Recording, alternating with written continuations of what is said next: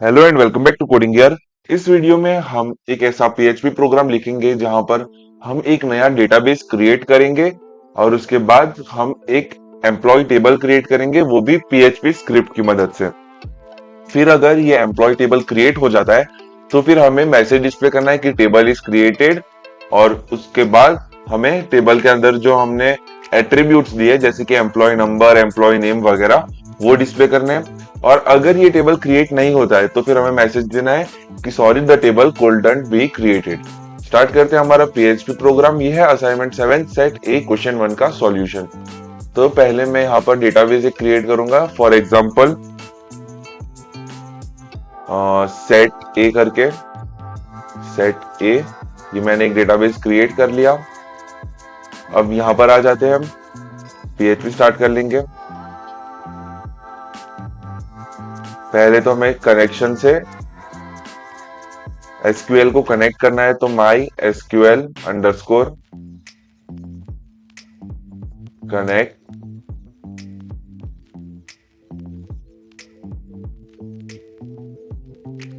Local host comma root comma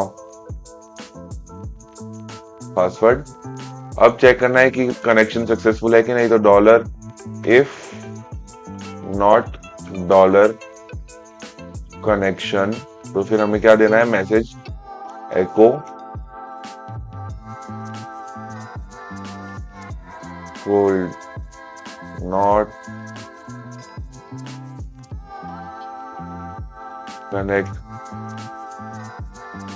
connect database. Same way हम ऊपर से कॉपी कर लेंगे, कॉपी 1 और 2, और यहाँ पर हम डेटाबेस सिलेक्ट करेंगे, तो एसडी सिलेक्ट डेटाबेस। और यहाँ पर मैंने दिया है इसका नाम सेट ए। वेट, इसे मैं ड्रॉप कर लूंगा और मैं यहाँ पर सेट ए के बीच में हम स्पेस नहीं देंगे, क्योंकि ये जो है पीएचपी स्क्रिप्ट स्पेसिस को स्ट्रिंग में काउंट नहीं करेगा। तो सेट ए, तो यहाँ पर अब मैं दे दूंगा 0, सॉरी, यहाँ पर सेट ए, और यहाँ पर MySQL अंडरस्कोर सिलेक्ट अंडरस्कोर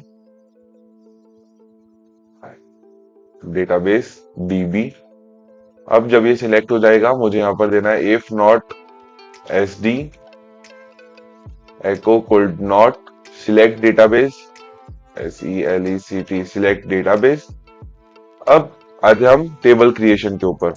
तो हमें कौन सा टेबल क्रिएट करना है, तो पहला है हमारा एम्प्लॉय टेबल हमें क्रिएट करना है, और उसके अंदर एट्रीब्यूट्स होंगे employ number, employ name, address, joining date and salary. तो ये 5 एट्रीब्यूट्स होंगे। तो मैं यहाँ पर लिखूंगा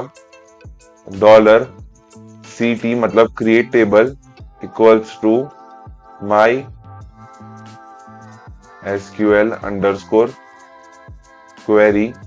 यहाँ पर डबल इनवर्टेड कॉमा में मैं क्रिएट टेबल की क्वेरी लिख दूंगा पूरी यहाँ पर।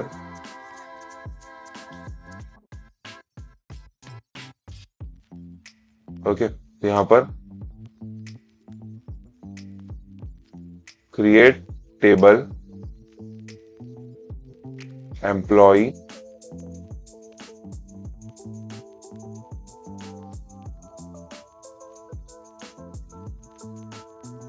Create table employ.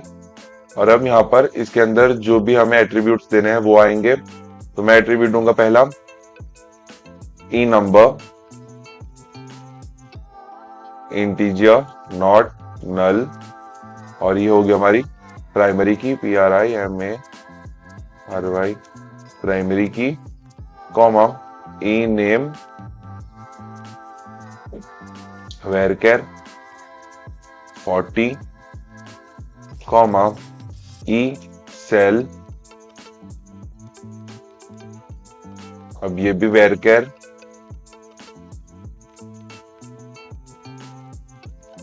सॉरी ई सैलरी जो है इंटीजर में आएगी। फिर ज्वाइन डेट, ये होगा हमारा डेट, और अब जो रह गया वो है एड्रेस। तो मैं यहाँ पर कॉमा ई एड्रेस वेरकेर 2 40 वेरकेर सिर्फ यहाँ पर वेरकेर 40 और यहाँ पर इफ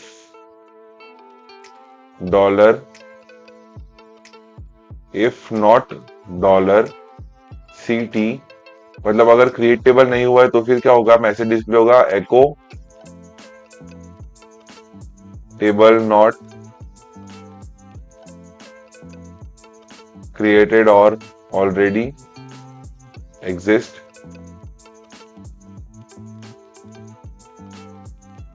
और एल्स एको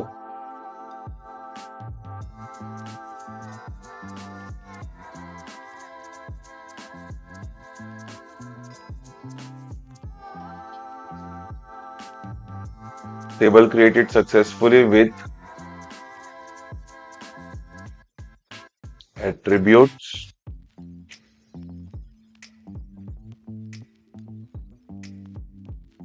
VR। और अब यहाँ पर मैं हर एक एको के अंदर एक एट्रीब्यूट शो करूंगा, मतलब जितने मैंने यहाँ पर ई नंबर वगैरह लिए हैं तो ई नंबर BR। अब इतना कॉपी पेस्ट मैं कर लूंगा यहाँ से 1 2 3 4 और 5 एट्रीब्यूट मैंने बनाए। तो ई नंबर, फिर है ई नेम, फिर है ई सैलरी, उसके बाद यहाँ पर जॉइन डेट और फिर ई एड्रेस। ओके, अब यहाँ पर मैं जब इसे रिफ्रेश करूंगा तब क्या होगा, ऑटोमेटिकली टेबल क्रिएट हो जाएगा। रिफ्रेश। अब यहाँ पर एक सिंटेक्स एरर है, PHP error in line 24। MySQL query के बाद मैं इसे क्लोज करना भूल गया था।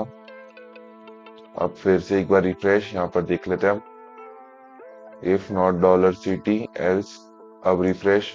Table created successfully with attributes E number, E name, E sal, join date और ई एड्रेस।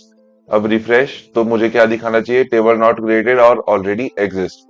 अब रिफ्रेश, टेबल नॉट क्रिएटेड और ऑलरेडी एग्जिस्ट। अब जब मैं इस चीज को रिफ्रेश करूंगा यहाँ पर और डेटाबेस सेट ए सिलेक्ट करूंगा यहाँ से, तो देखिए employ table, E number, E name, E sal, join date और एड्रेस, ये पांचों एट्रीब्यूट के साथ मैंने PHP स्क्रिप्ट की मदद से टेबल क्रिएट कर लिया है।